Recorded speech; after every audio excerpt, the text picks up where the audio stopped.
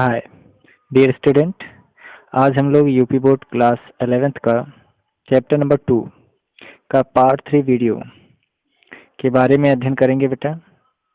इस वीडियो में हम आपको विमीय विश्लेषण के अंतर्गत जो बीमाओं का अनुप्रयोग होता है उसके बारे में बातचीत करेंगे। इससे पहले वीडियोस में हमने आपको बीमीय सूत्र क्या होता है, बीमा और मात्रक में अंतर क्या होता है, बीमीय समीकरण किसे कहते हैं, उसके बाद हमने आपको जो बीमाहीन चर होता है और बीमीय चर होते हैं ये सब क्या होता है इसके बारे में हमने पिछले वीडियोस में आपको बता दिया है बेटा। तो आइए शुरू करते हैं आज का ये सेशन। तो आज हेडिंग डालेंगे बेटा, सबसे पहले बीमाओं का अनुप्रयोग।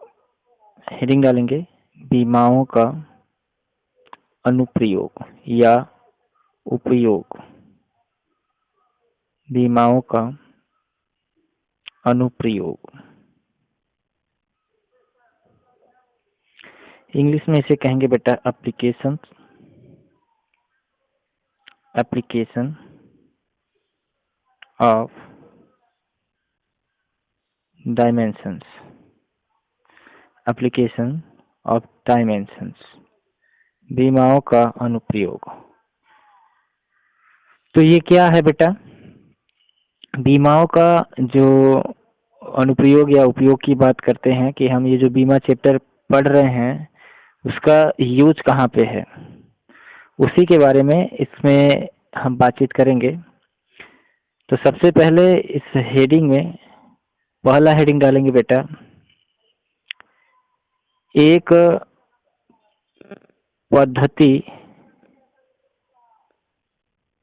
पद्धति से दूसरी पद्धति में भौतिक राशियों को बदलना। भौतिक राशियों को बदलना। भौतिक राशियों को बदलना।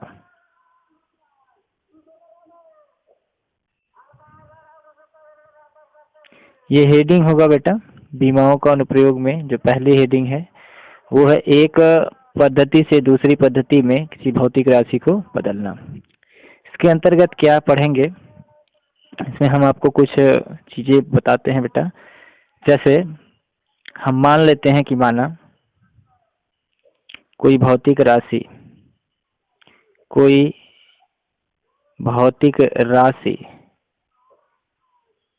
का U1 पद्धति में मान N1 है तथा U2 पद्धति में, पद्धति मतलब सिस्टम बेटा, पद्धति में मान N2 है, तब एक रिलेशन होता है बेटा N1 U1 is equal to N2 U2। इस सूत्र की मदद से ये एक तरह का एक फार्मूला है और इस फार्मूले की मदद से हम एक भौतिक राशि को एक पद्धति से दूसरी पद्धति में बदलेंगे। कहने का मतलब है कि यदि कोई भौतिक राशि MKS पद्धति में दी गई है तो उसका मान हम इस फार्मूले की मदद से CGS पद्धति में बना सकते हैं या बता सकते हैं, और यदि CGS में है तो उसे MKS में बता सकते हैं। ठीक है, तो एक न्यूमेरिकल करते हैं फिर इस बात को हम आपको समझाते हैं। तो क्वेश्चन कर लेते हैं कि गुरुत्वीय त्वरण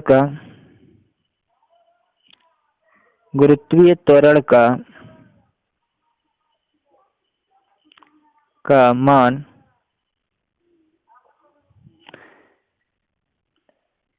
9.8 मीटर बटा सेकेंड स्क्वायर है। इसका मान सीजीएस पद्धति में बताइए। सीजीएस पद्धति में बताइए।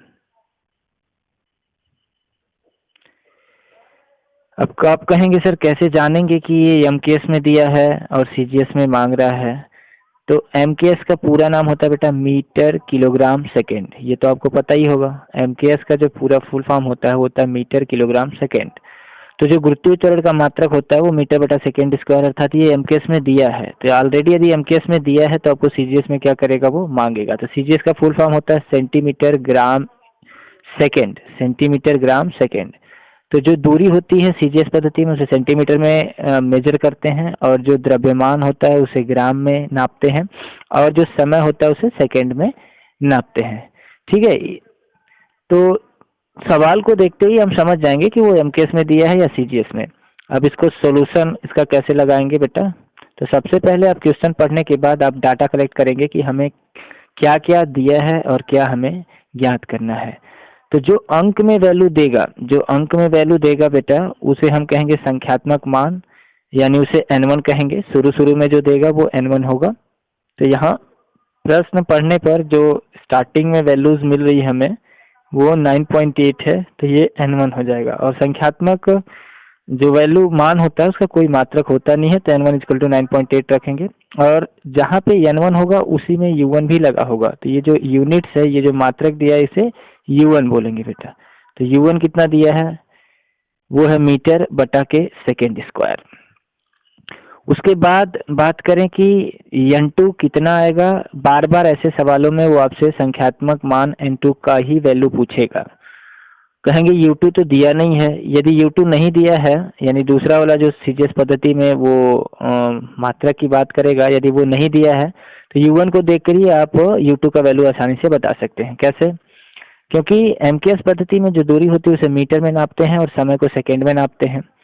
लेकिन जब ये सीजीएस में बोला है तो सीजीएस पद्धति में दूरी को किस में नापते हैं, सी मतलब सेंटीमीटर। तो यहाँ पे सेंटीमीटर हो जाएगा। और सीजीएस पद्धति में भी समय को सेकंड में ही मापते हैं। तो यहाँ सेकंड स्क्वायर है, तो यहाँ भी आप सेकंड स्क्वायर ही लिखेंगे, क्योंकि त्वरण के मात्रक में सेंटीमीटर बटा सेकंड स्क्वायर आएगा सीजीएस पद्धति में। ठीक है, तो जब आपको दो डाटा मिल जाएगा, मतलब जितने भी डाटा क्वेश्चन में है उसको आप कलेक्ट कर देंगे, और जो फाइंड आउट करना है उस चीज को क्वेश्चन मार्क कर लेंगे। उसके बाद आप फार्मूला अप्लाई करेंगे तो आसानी से आपको सारी चीजें समझ में आ जाएंगी। ठीक है, तो आइए हम फार्मूला अप्लाई करते हैं, उसके बाद इसको हल करते हैं कि इसका वैल्यू सीजीएस पद्धति में कितना आएगा।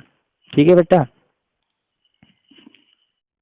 तो डाटा कलेक्ट करने के बाद बेटा फार्मूले में इसको रखते हैं। उसके बाद हमें जो गिवन वैल्यूज हैं जो फाइंड आउट करना है वो मिल जाएगा। सूत्र लगाइए, n1 u1 is equal to n2 u2। अब इसमें आप मान रखिए n1 कितना दिया है, 9.8 दिया है। u1 कितना है, वो मीटर बटा सेकेंड स्क्वायर है। उसके बाद n2 वो तो फाइंड आउट करना है। और u2 का वैल्यू कितना दिया है बेटा, वो है सेंटीमीटर बटा के सेकेंड का स्क्वायर। ठीक है, अब इसमें क्या करेंगे बेटा कि जिसका जिसमें कनेक्शन होगा, जैसे मीटर का सेंटीमीटर के साथ, सॉरी सेकेंड के साथ कोई रिलेशन तो होता नहीं है, क्योंकि ये मूल राशियां हैं ना बेटा, स्वतंत्र हैं। तो मीटर का सेकेंड के साथ कोई रिलेशन नहीं है। तो हम करेंगे क्या कि मीटर का जो सेंटीमीटर के साथ कनेक्शन है, इस मीटर के अपान में सेंटीमीटर को बुला लेंगे और सेकेंड के साथ सेकेंड का मल्टीप्लाई वगैरह कर लेंगे। तो ट्रांसफर करते हैं लेफ्ट हैंड साइड को राइट हैंड साइड में। 9.8 तो वैसे ही रहेगा। अब यहाँ मीटर है तो मीटर ही रहेगा। यहाँ सेकेंड स्क्वायर बटा में है, तो लेफ्ट हैंड साइड में जब उसे बुलाएंगे क्रॉस मल्टीप्लाई करेंगे तो मीटर के साथ सेकेंड स्क्वायर आ जाएगा। अपान नीचे सेकेंड स्क्वायर आपका यहाँ है ही, और यहाँ जो सेंटीमीटर है वो इधर लेफ्ट हैंड साइड में बुलाने पर अपान में चला जाएगा, is equal to n2। Second square से सेकेंड स्क्वायर कैंसल आउट हो जाएगा बेटा। तो यहाँ से जो n2 का वैल्यू आपको मिलेगा वो 9.8 है ना। इसके बाद आपको इस मीटर और सेंटीमीटर में से किसी एक को कन्वर्ट करना पड़ेगा, जो भी आपको आसान पड़े। ऐसा नहीं कि आप मीटर को भी बदल दो और सेंटीमीटर को भी बदल दो, नहीं। या तो मीटर को बदलेंगे तो सेंटीमीटर को नहीं बदलेंगे, और सेंटीमीटर को बदलेंगे तो मीटर को नहीं बदलेंगे। तो आसान यही होगा कि हम मीटर को सेंटीमीटर में बदल दें। तो यहाँ पे कुछ नहीं लिखा है तो 1 तो ऑलरेडी छिपा होता है बेटा, इसे 1 मान सकते हैं, यहाँ भी 1 मान सकते हैं, ठीक है। तो 1 मीटर को सेंटीमीटर में बदलना शायद आपके लिए आसान है ना। तो 1 मीटर में 100 सेंटीमीटर होता है, ये आपको पता होगा। तो यहाँ पे 100 लिख देंगे और मीटर के प्लेस पर क्या लिख देंगे, सेंटीमीटर, क्योंकि 1 मीटर को इस सेंटीमीटर को देखते हुए ये जिसमें यूनिट में होगा उसी यूनिट में आप इसे कन्वर्ट कर देंगे। तो सेंटीमीटर में है इसलिए मीटर को किस में बदल देंगे, सेंटीमीटर में। तो हो जाएगा 100 सेंटीमीटर, और नीचे ऑलरेडी क्या है, सेंटीमीटर है। सेंटीमीटर से सेंटीमीटर कैंसिल आउट करा देंगे। अब 100 का 9.8 में जब मल्टीप्लाई करेंगे बेटा, तो इस 0 से एक दशमलव कैंसिल होगा, ये दशमलव इधर आ जाएगा, तो 98.0 का कोई मतलब नहीं, वो 98 हो जाएगा। उसमें 10 का गुणा करेंगे तो 980 हो जाएगा। अब ये चूंकि संख्या है तो इस संख्या का कोई मात्रक तो आएगा नहीं। तो जो सीजीएस पद्धति में गुरुत्वीय त्वरण का मान आएगा, संख्यात्मक मान की बात करें तो 980 आएगा। तो आप यहाँ पे उसके बाद अर्थात करके लिख देंगे। क्या लिख देंगे बेटा, अर्थात सीजीएस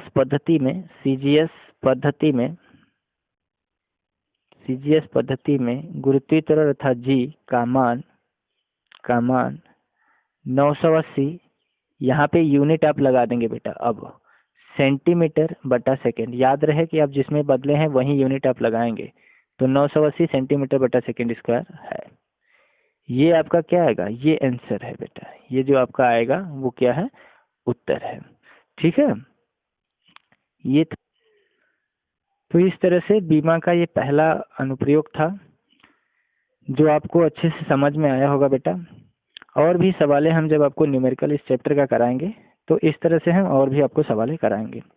फिलहाल के लिए दूसरा एप्लीकेशन देखते हैं बीमा का। तो दूसरा लिखेंगे बेटा, बीमा का अनुप्रयोग में सेकंड, भौतिक राशियों के बीच संबंध स्थापित करने में। भौतिक राशियों के बीच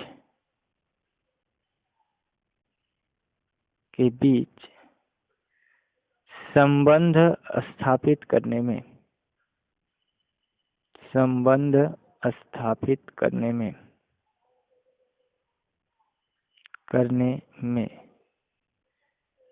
ये बीमा का दूसरा अनुप्रयोग है बेटा। हेडिंग में लिखेंगे भौतिक राशियों के बीच संबंध स्थापित करने में। अब इसके अंतर्गत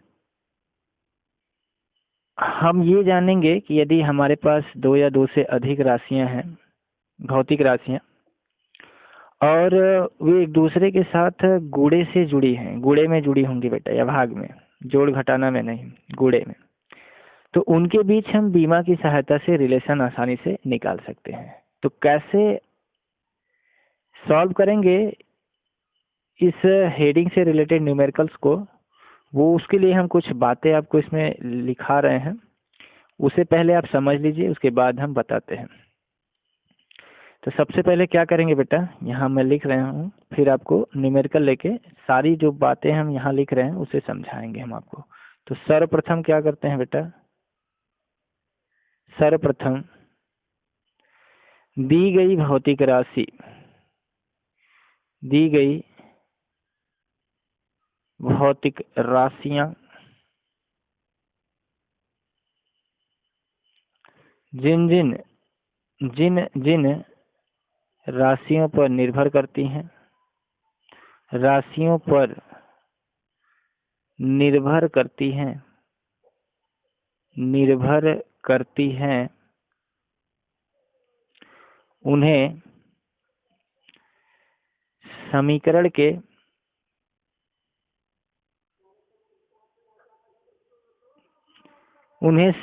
के दाईं तरफ, यहाँ राशि लिख लीजिएगा, राशियां नहीं, कि सर्वप्रथम दी गई भौतिक राशि जिन राशियों पर निर्भर करती है उन्हें समीकरण के दाईं तरफ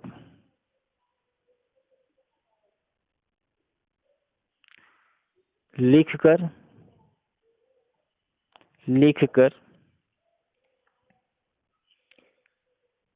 उन पर स्वेच्छा से घात चढ़ा लेते हैं, लिखकर उन पर स्वेच्छा मतलब अपने इच्छा से, अपनी मर्जी से कोई सा भी घात ABCD चढ़ा सकते हैं आप। उन पर स्वेच्छा से कोई घात चढ़ा लेते हैं, कोई घात चढ़ा लेते हैं। उन पर स्वेच्छा से कोई घात चढ़ा लेते हैं। फिर दोनों पक्षों की बीमाएं लिखते हैं, दोनों पक्षों की बीमाएं लिखते हैं, दोनों पक्षों की बीमाएं लिखकर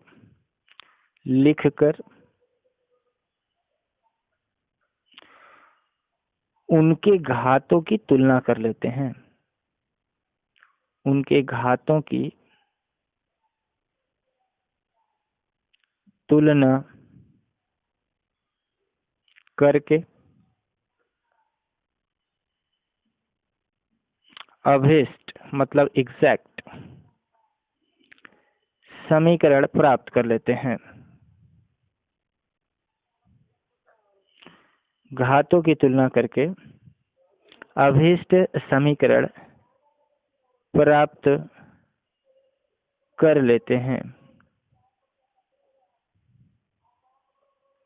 ठीक है। कहेंगे सर इसका मतलब कुछ समझ में नहीं आया, आपने क्या लिखा दिया इतना ज्यादा। तो बेटा हम समझ रहे हैं,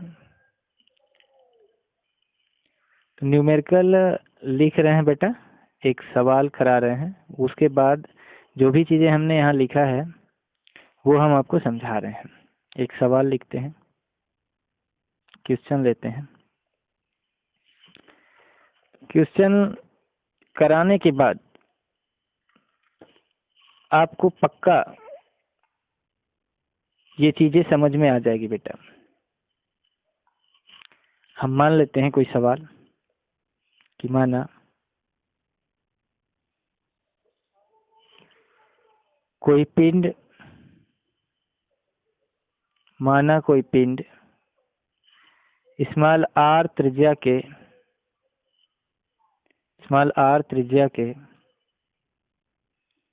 वृत्तीय पथ पर माना कोई पिंड स्मॉल r त्रिज्या के वृत्तीय पथ पर स्मॉल v वेग से चक्कर लगा रहा है, चक्कर लगा रहा है।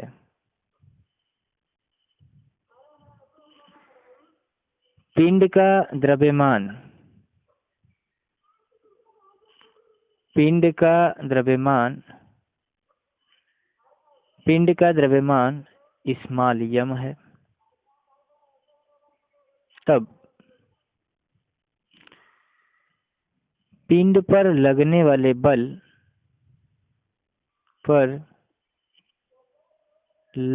वाले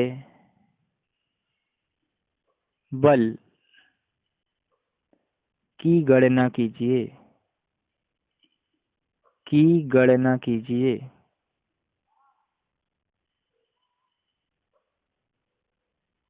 गणना कीजिए।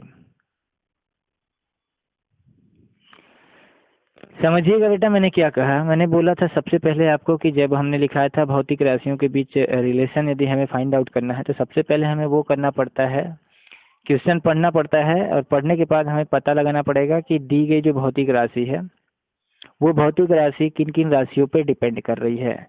तो हमें जो फाइंड आउट करना है यहाँ सवाल में बेटा वो क्या है, एक बल है, और ये बल किन किन राशियों पे डिपेंड कर रही है। तो ये जो बल है वो डिपेंड कर रहा है पथ की त्रिज्या पर, उसके वेग पर और उसके द्रव्यमान स्मॉल m पर। तो हमने बोला था कि जो भी भौतिक राशि होगी, ये भौतिक राशि जिन जिन राशियों पे डिपेंड करेगी उसे हम समीकरण के दाहिनी तरफ लिखेंगे। किधर लिखेंगे बेटा, दाहिनी तरफ। तो दाहिनी तरफ किसे लिखेंगे, r को, v को और m को। अच्छा आप किसी को भी आगे अथवा पीछे लिख सकते हैं, किसी को भी मन करे तो आप भी पहले लिखिए, आर बाद में, यम सबसे बाद में, ठीक है। आप किसी को भी आगे अथवा पीछे लिख सकते हैं, इससे कोई वो साइड इफेक्ट नहीं पड़ेगा, ठीक है। थोड़ा हम इसे दूर दूर लिख लेते हैं ताकि आसानी से जब हम इस पर घात चढ़ाएं तो आपको समझ में आए। तो एक आर है, एक भी है और एक यम है।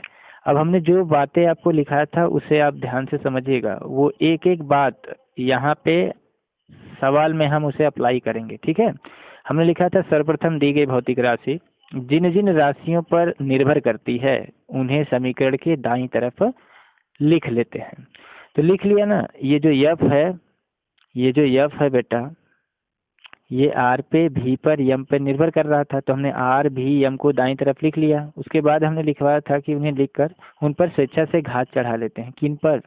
जिन्हें आप दाहिनी तरफ लिखे हैं उन पर आप स्वेच्छा से कुछ भी घात चढ़ा लीजिए, ए बी सी कुछ भी चढ़ा लीजिए आप, ठीक है। ए हो, बी हो या सी, आप कुछ भी चढ़ा लेते हैं, सब पे सेम नहीं है, सब पे डिफरेंट पावर आप चढ़ाएंगे सबके घात पे, है ना, ए बी सी, ऐसा नहीं कि सब पे ए ही पावर लिख दें। उसके बाद हमने लिखा था स्वेच्छा से घात चढ़ा लेके फिर दोनों पक्षों की बीमाएं लिखेंगे। तो पहले इतना काम करने के बाद हम बीच में थोड़ा समानुपाती का चिन्ह लगा लेंगे बेटा। बीच में क्या करेंगे? समानुपाती का चिन्ह लगाएंगे। और समानुपाती का चिन्ह लगाने के बाद अगले स्टेप में क्या करेंगे कि अब समानुपाती के चिन्ह को हम हटाते हैं। और आपको पता है कि जब भी हम सूत्र का जब डिराइवेशन करते हैं तो उसमें जो भी कांस्टेंट आता है,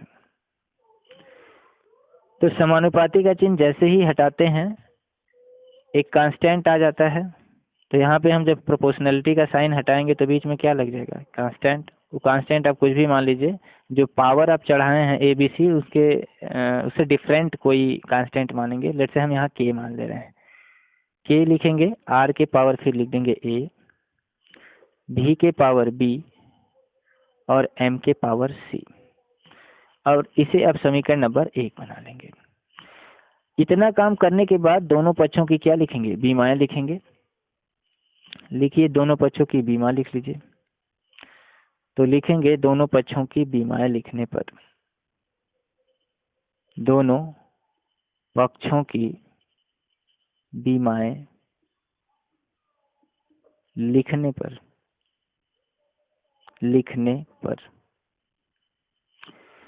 सवाल में आपको सबका नाम बताएगा बेटा, इसलिए आपको सूत्र जब तक याद नहीं होंगे तब तक आप आसानी से चाहो कि डायमेंशनल एनालिसिस वाले चैप्टर को हम इजी वे में उड़ा दें तो संभव नहीं होगा। पहले आप बेसिक फार्मूले याद करिए जो आपके बुक्स में दिए गए हैं, उसके बाद आप इसके न्यूमेरिकल को सॉल्व करेंगे तो बेहद ही आसान लगेगा। बल की बीमा हमने आपसे कहा था कि आप 4 बीमाओं को याद कर लीजिए, ज़्यादातर वो किसी न किसी फार्मूले में टपक ही जाते हैं सर। तो बल की बीमा आपको हमने लिखवाया था एम एल टी पावर -2, क्योंकि त्वरण की बीमा एल टी पावर -2 होती है और बल की बीमा जो द्रव्यमान की बीमा होती है वो यम। तो यम में एल टी पावर -2 से मल्टीप्लाई कर देंगे तो बल बन जाएगा, क्योंकि बल बराबर द्रव्यमान गुणे त्वरण, द्रव्यमान की बीमा एम, त्वरण की बीमा एल टी पावर -2, तो हो जाएगा बल का बीमा एम एल टी पावर -2। बार बार देखो बेटा, हम बीमा बीमा कह रहे हैं तो आप बीमा मतलब ये मत समझिएगा, बीमा का मतलब तो घात होता है, यहाँ हमें बीमी सूत्र कहना चाहिए। लेकिन यदि हम आपको बीमा कह रहे हैं तो इसका मतलब आप बीमी सूत्र से ही समझिएगा, ठीक है। बीमा और बीमी सूत्र में डिफरेंसेस होता है, हालांकि न्यूमेरिकल लगाते समय बीमा बीमा ही हम आपको कह रहे होंगे, लेकिन दोनों में अंतर है। एम एल टी पावर -2 ये बल का हो गया बीमी सूत्र, और एक की कांस्टेंट है, तो कांस्टेंट की कोई बीमा होती नहीं है, वो मैंने पहले ही आपको बता दिया है। उसके बाद आर त्रिज्या है। आर क्या है? त्रिज्या। त्रिज्या एक प्रकार की दूरी होती है, और दूरी है तो दूरी मतलब लंबाई, और लंबाई की बीमा का होती है यल। तो एल के पावर क्या लिख देंगे? ए। ये हो गई दूरी की बीमी सूत्र हो गया दूरी का, एल के पावर ए है तो आप भी पावर ए लिख दीजिए इनटू, ये बेग है तो बेग का जो बीमी सूत्र होता है वो होता है एल टी पावर -1। जो बेग का बीमी सूत्र होता है वो एल टी पावर -1 होता है। इसके पावर बी है तो आप भी बी लगा दीजिए। उसके बाद यम। यम क्या है? द्रव्यमान। क्वेश्चन में बताया है द्रव्यमान का जो बीमी सूत्र होता है वो क्या होता है? एम। इसके पावर सी है, तो आप भी सी लगा दीजिए। अब क्या करेंगे कि सभी को एक ही स्क्वायर ब्रैकेट में लिखेंगे बेटा। लेफ्ट हैंड साइड वाला तो लेफ्ट हैंड साइड में ही रहेगा, और राइट हैंड साइड की तरफ जो भी आपके पास वेरिएबल्स दिए गए हैं उनको आप एक ही स्क्वायर ब्रैकेट में कनेक्ट करिए। तो एल के पावर ए आ जाएगा, क्योंकि घात के ऊपर यदि घात हो तो घातों का मल्टीप्लाई हो जाएगा। एल के पावर कुछ नहीं तो एक है, एक का ए में गुणा करेंगे तो ए आ जाएगा इनटू, यहाँ पे जो b होगा वो l के पावर भी आएगा और t के पावर भी आएगा, तो l के पावर b हो जाएगा इंटू t के power -1 into b is equal to -b into m to the power c आ जाएगा, m के पावर c। अब इसमें जो भी भौतिक राशि हमारी जुड़ने वाली है उसको जोड़ देंगे और जो घटने वाली से घटा देंगे, तो यह आ जाएगा m l t पावर -2।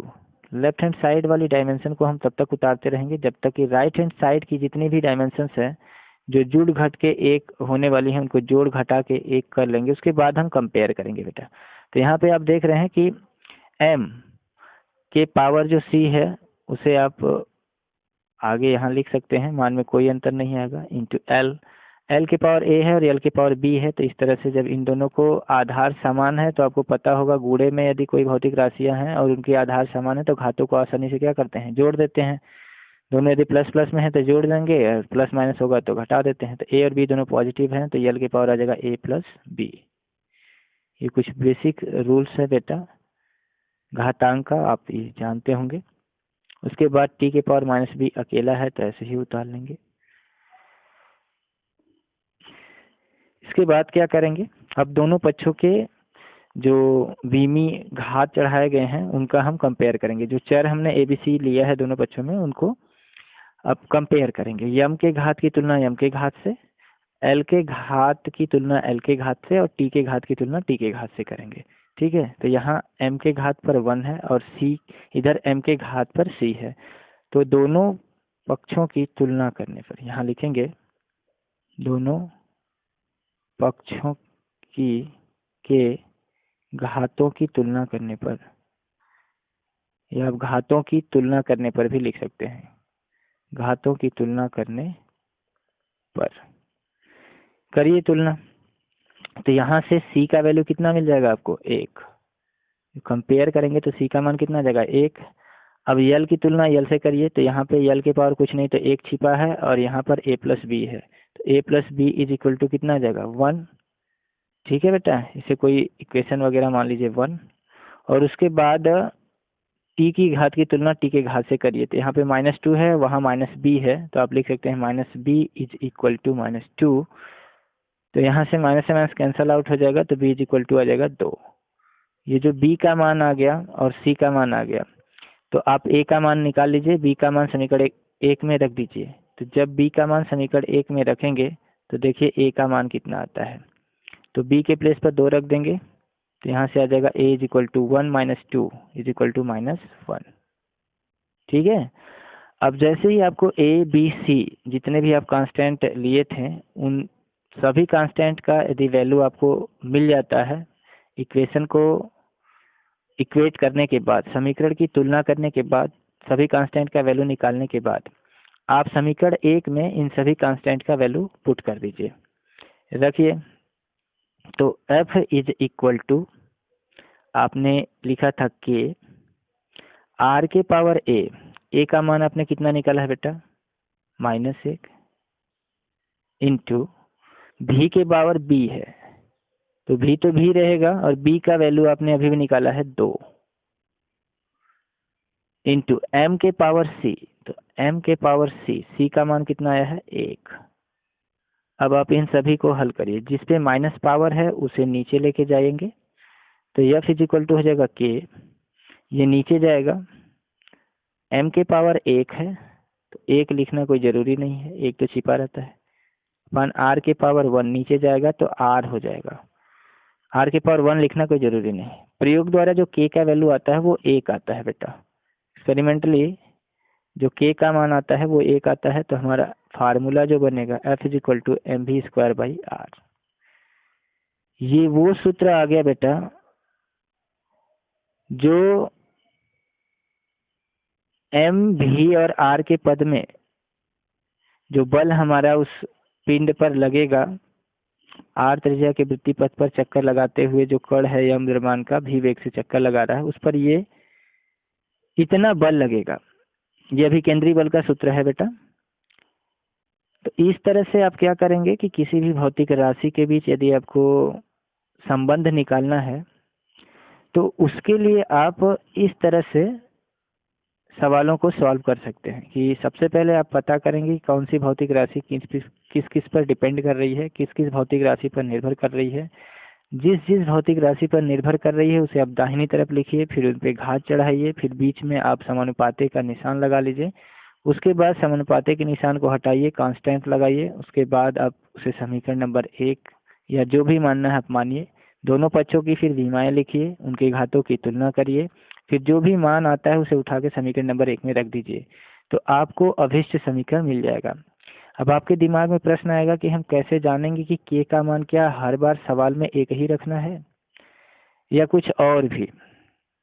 तो ये प्रैक्टिकली बेटा हर सिचुएशन में के का वैल्यू अलग अलग आता है, और ये बीमा का एक तरह से दोष भी है, क्योंकि बीमा की सहायता से जो भौतिक नियतांक है या जो कांस्टेंट आ रहा है इसका वैल्यू का पता नहीं चल पाता है कि किन परिस्थितियों में के का मान 2 रखना है, कब 1 रखना है, कब कुछ और रखना है ना। तो अलग अलग परिस्थितियों में के का मान अलग अलग आता है, ये बीमा से पता नहीं चल पाता है।